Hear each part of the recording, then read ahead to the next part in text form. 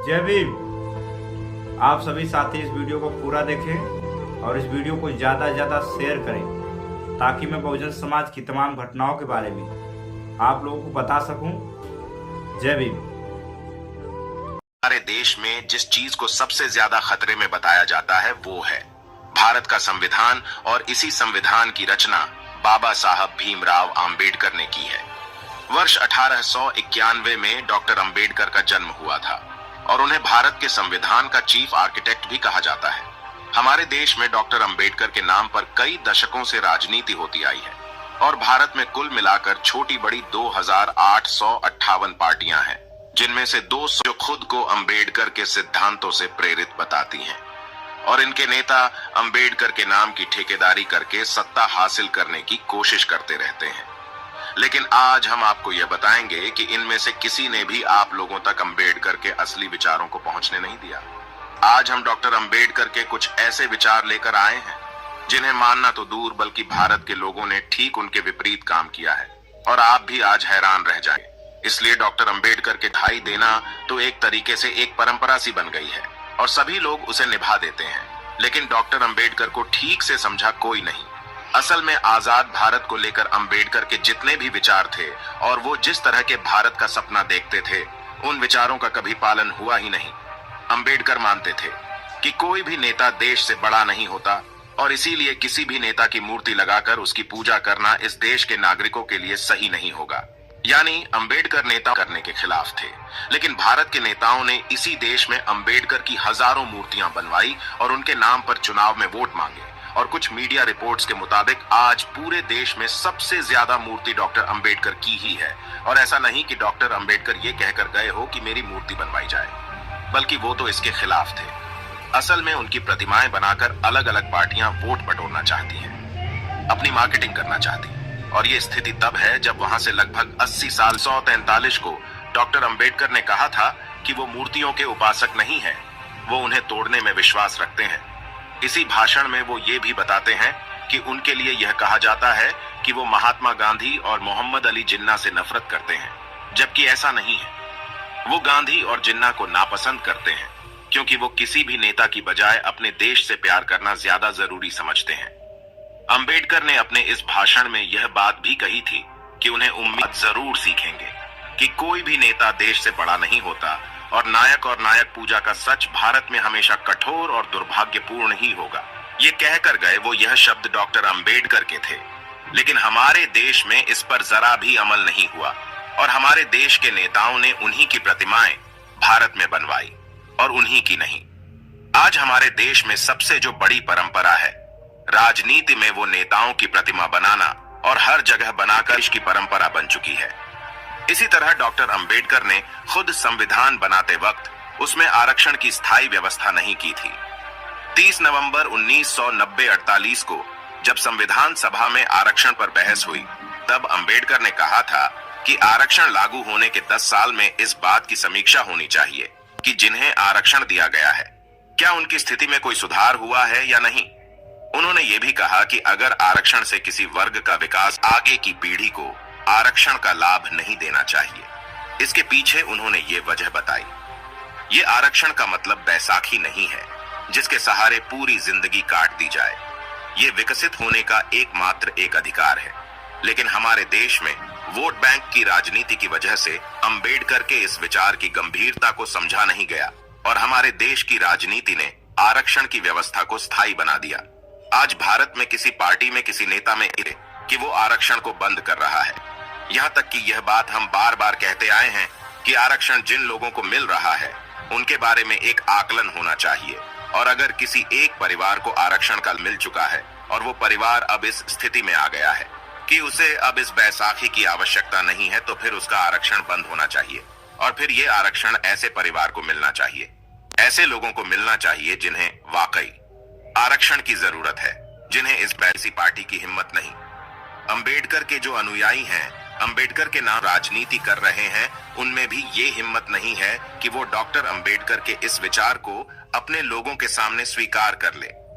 कोई इस बारे में बात भी नहीं करेगा क्योंकि जैसे ही वो ऐसा करेंगे चुनाव हार जाएंगे। इसलिए डॉक्टर अंबेडकर ने तो आरक्षण को समाज के को सुधारने के लिए पेश किया था देश के सामने, लेकिन उनके चेलों ने, उनके शिष्यों ने इसे चुनाव जीतने का एक अंबेडकर भारत बंद और सत्याग्रह जैसे पारंपरिक आंदोलनों के भी खिलाफ थे, लेकिन हमारे देश के लोगों ने उनके इस विचार को भी कभी नहीं अपनाया।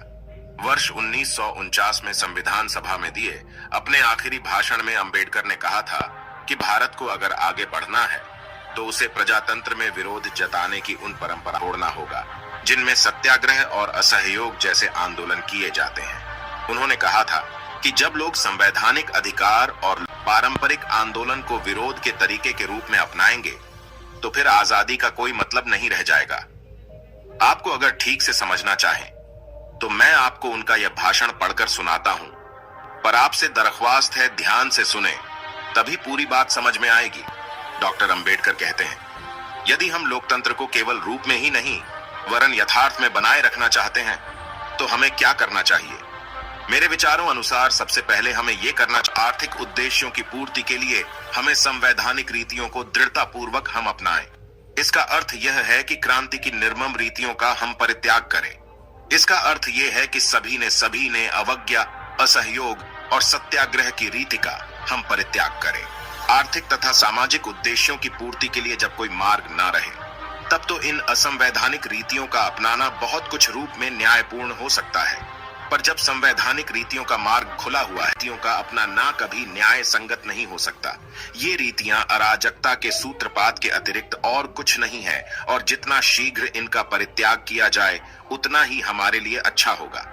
ये बात डॉक्टर अंबेडकर ने इसलिए कही क्योंकि उनके मुताबिक जब इस तरह की सविनय अवज्ञा का जो दौर चल रहा था, असहयोग आंदोलन चल रहा था, सत्याग्रह चल रहा था, यानी इस तरह के जो विरोध प्रदर्शन जो होते थे, ये जब तक हम गुलाम थे, दूसरा यानी अंग्रेज शासन कर रहे थे, हम गुलाम थे, हम अपनी आजादी के लिए लड़ रहे थे, तब तक ये सत्याग्रह, ये धरने प्रदर्शन, ये हड़ताल, ये सारी जो चीजें हैं, ये भारत बंद, असहयोग आंदोलन, तब तक तो इसके लिए कोई जगह थी, क्योंकि हम किसी विदेशी ताकत के खिलाफ लड़ रहे थे और उससे हम असहयोग करना चाहते थे। लेकिन जब हमारा देश आजाद हो चुका है और जब हमारे देश में एक संविधान बन चुका है, हमारे देश में नियम कानून बन चुके हैं और वो भी हमारे देश के लोगों ने बनाए हैं, हमारे अपने नेताओं ने बनाए हैं, तो फिर हम अपने ही देश के संविधान के खिलाफ, अपने ही देश की व्यवस्था के खिलाफ असहयोग कैसे कर सकते हैं? उसके खिलाफ आंदोलन कैसे कर सकते हैं? उसके खिलाफ प्रोटेस्ट कैसे कर सकते हैं? इसीलिए उन्होंने कहा कि आजादी मिलते ही अब इस तरह के आंदोलन, भूख हड़ताल, बंद वगैरह समाप्त हो जाने चाहिए, लेकिन ऐसा कभी नहीं हुआ।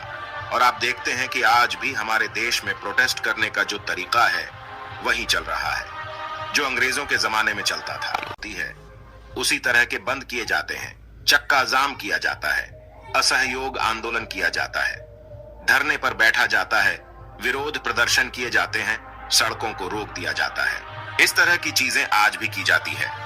इसी तरह अंबेडकर भारत में एक देश एक कानून की व्यवस्था चाहते थे और यूनिफॉर्म सिविल कोड लाने के पक्ष में थे, लेकिन हमारे देश की पार्टियों ने मुस्लिम तुष्टीकरण के लिए कभी भी इस पर विचार करना तक जरूरी नहीं समझा। इसको संविधान में यूनिफॉर्म सिविल कोड पर जोरदार बहस हुई थी, जिसमें एक प्रस्ताव रखा गया कि सिविल मामलों के निपटारे के लिए देश में एक समान कानून होना चाहिए या नहीं। लेकिन उस समय संविधान सभा के सदस्य मोहम्मद इस्माइल साहिब, नजीरुद्दीन अहमद महबूब अली बेग, साहब बहादुर पोकर साहब बहादुर और हुसैन इमाम ने एकमत से इसका विरोध किया और उस समय संविधान सभा के सभापति डॉक्टर राजेंद्र प्रसाद और तमाम बड़े कांग्रेस नेता भी इसके खिलाफ रहे थे।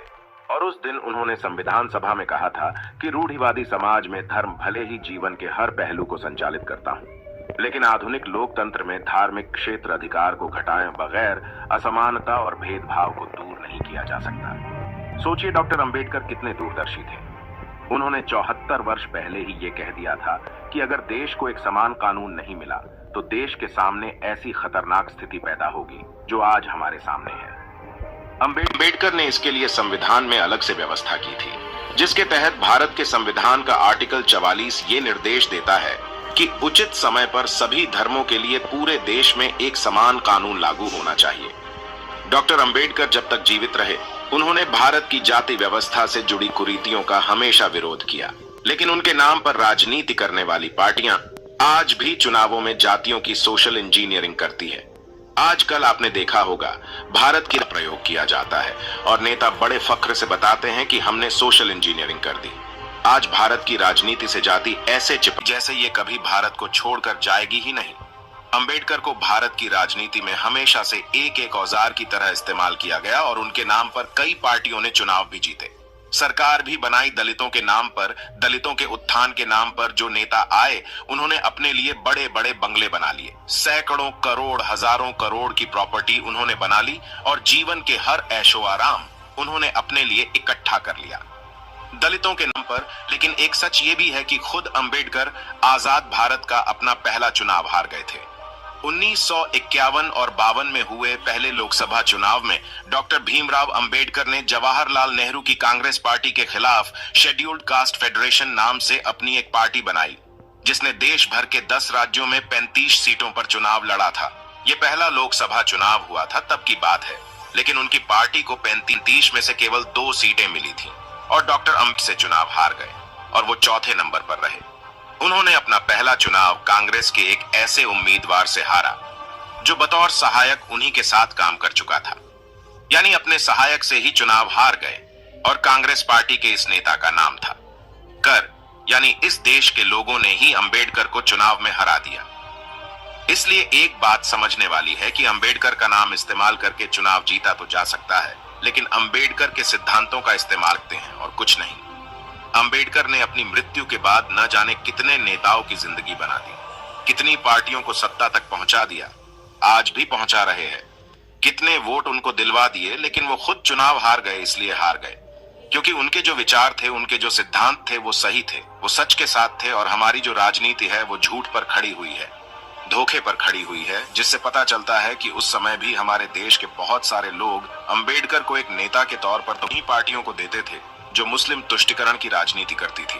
भीमराव अंबेडकर देश के पहले कानून मंत्री भी थे, लेकिन वर्ष 1951 में जब जवाहरलाल नेहरू ने हिंदू कोड बिल वापस लिया तो अंबेडकर ने मंत्री पद से इस्तीफा दे दिया था और बाद में कांग्रेस को भी छोड़ दिया था। ये बिल 1951 में पेश हुआ था, जिसके तहत हिंदू धर्म में विवाह, संपत्ति के बंटवारे और महिलाओं को तलाक का अधिकार सुनिश्चित किया गया। उस समय बहस इस बात पर ही इस तरह का कानून क्यों थोपा जा रहा है। जब देश धर्मनिरपेक्ष है तो मुसलमानों के लिए ऐसा कोई कानून या बिल क्यों नहीं लाया गया।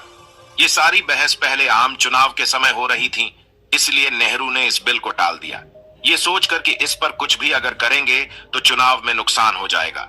यानी हमारे देश में शुरुआत से सरकार कोई भी फैसला जब लेती थी तो चुनावों को ध्यान में रखकर लेती थी। और इसी से नाराज होकर अंबेडकर ने कानून मंत्री के एक और बात, नेहरू ने स्वयं प्रधानमंत्री रहते हुए खुद को भारत रत्न पुरस्कार दिया था। खुद प्रधानमंत्री रहते हुए अपने आप को भारत रत्न दे दिया। इंदिरा गांधी को भी प्रधानमंत्री रहते हुए वर्ष 1971 में भारत रत्न मिल गया था और इसी तरह उनके बेटे राजीव गांधी को उनकी मृत्यु के 2 साल के बाद ही 1991 में मरणोपरांत भारत रत्न मिला। लेकिन भीमराव अंबेडकर को उनकी मृत्यु के 34 वर्षों के बाद भारत रत्न से इसी तरह सुभाष चंद्र बोस और सरदार पटेल को भी भारत रत्न का सम्मान तब मिला जब पीवी नरसिम्हा राव देश के प्रधानमंत्री बने। आज हम आपसे यही कहना चाहते हैं कि डॉक्टर अंबेडकर को असली श्रद्धांजलि वही होगी, यही होगी कि हम उनके असली विचारों का, उनके असली सिद्धांतों का अनुसरण करें, क्योंकि अंबेडकर के विचारों को ना मानना, उनके विपरीत काम करना उनका सबसे बड़ा अपमान होगा, जो कि हमारे देश के तमाम नेता, उनके नाम पर राजनीति करने वाली पार्टियां करते हैं। वो सब एक तरीके से डॉक्टर अंबेडकर का दिन रात हर रोज अपमान कर रहे हैं। आज मैं बस इतना ही कहना चाहूंगा, बाकी आगे वीडियो में। दोस्तों